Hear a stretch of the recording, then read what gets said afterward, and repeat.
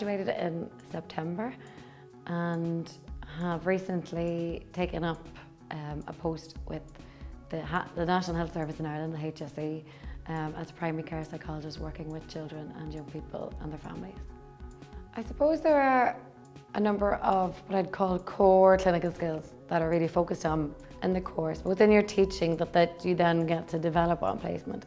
I suppose the main areas would be assessment, formulation, your therapy skills and your research skills. As you go through the course, because you do often 2 placements with a certain general care group like children or adults, you get to, I suppose, advance your skills with that group over a number of placements. You are reinforcing a kind of set of those general skills, but you're also getting the chance to see how they need to be adapted or used or implemented with different care groups and different groups. I feel the experience of becoming a clinician significantly improved my research skills, because you start to think in a much more applied way in terms of how is this research going to inform how I work and how is it going to be helpful. At the end of the day, it might be interesting to find X, Y, Z, but what is it going to tell me and how is it going to change how I work? When I came back again for the declin, I just feel that I knew the department very well, and I liked it and enjoyed being here. It was actually an easy, pretty natural decision.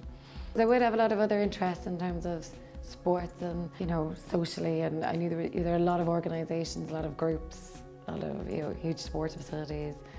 I'm very attracted. I really wanted to come to Dublin. I love Dublin as a city as well. So it's all just a number of things.